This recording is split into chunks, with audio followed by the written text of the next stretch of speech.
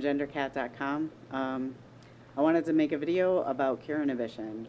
Cure inhibition is when your adhesive, when you mix part A and part B together, whether you're using that to adhere your prosthetic to your body or to apply a self-adhesive sheet, cure inhibition means that it doesn't cure, it doesn't dry, it stays that gooey, liquidy consistency. So when that happens, it's permanent. I haven't found a way to fix a prosthetic once that happens. There's just not a good way to remove all the residue to make that work properly again. So it's really important that we avoid getting cure inhibition. Some of the things that cause cure inhibition is sulfur, aloe, latex, other silicones. So other silicone adhesives can cause problems. But the best way to know whether you're going to have, whether something is going to cause a problem is just to test the products that will come in contact with your prosthetic, and that way you know for sure whether it's going to cause cure inhibition or not. So I'm going to show you how to do that. It's pretty quick and easy. You're going to need some little cups or containers, like those little containers you might get some like ketchup or something in at a fast food place or something. Those would work. These are little solo cups. That works.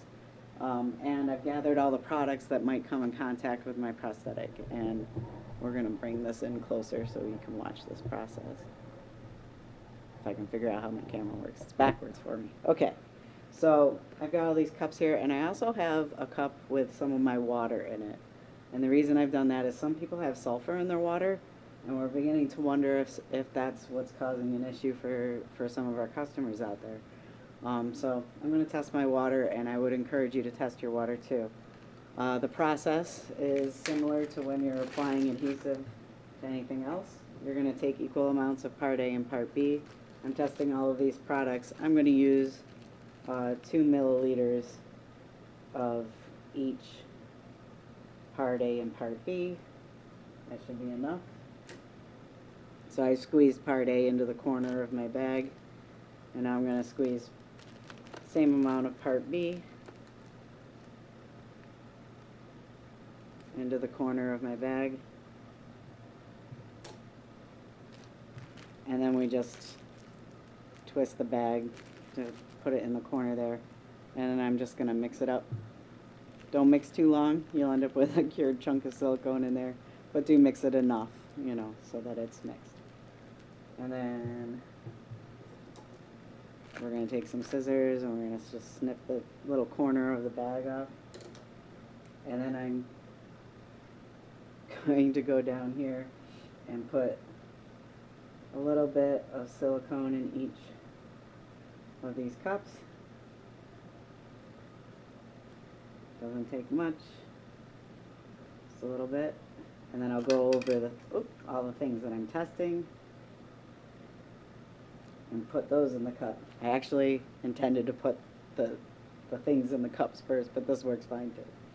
So I already had my water, and this is the dish soap I use to wash my prosthetic.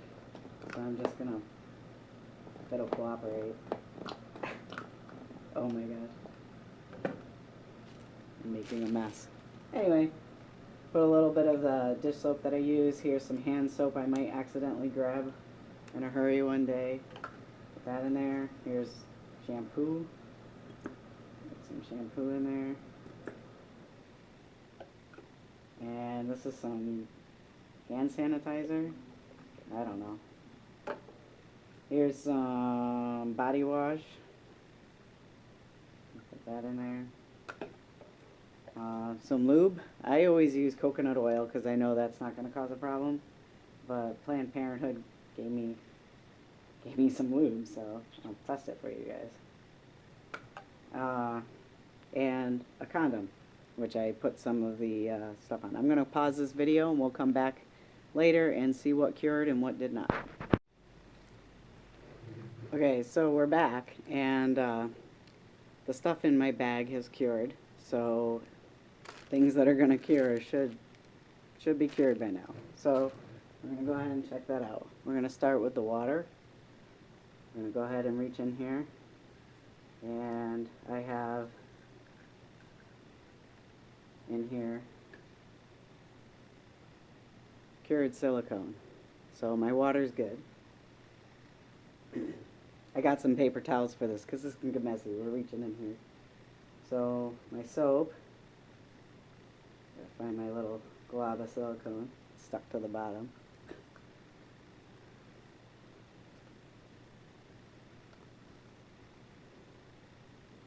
And I have cured silicone. Let's see here. This is my hand soap.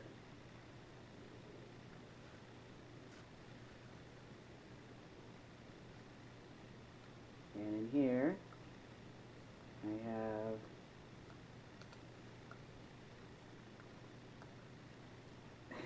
it's stuck in there. It's cured. I can tell you. I feel it. It's in there. It's cured. So I'm going to just go down through and see if I can find something that did not cure. My shampoo. My shampoo, that was fine. It cured. Let's see, the hand sanitizer. Oh, that feels a little goopy. But I know something about this. I'm going to come back and check it later. I know that the alcohol in this actually slows down the cure. So I'll come back and check that in a moment. This is my body wash. Let's see if that cured. Yep, it's cured down on the bottom there. And the lube. Oh, it cured too. And then the condom. Let's see. Huh.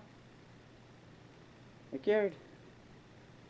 So I didn't find anything that caused cure inhibition in my test, but that doesn't surprise me too much because I use these things and I don't want to cause cure inhibition.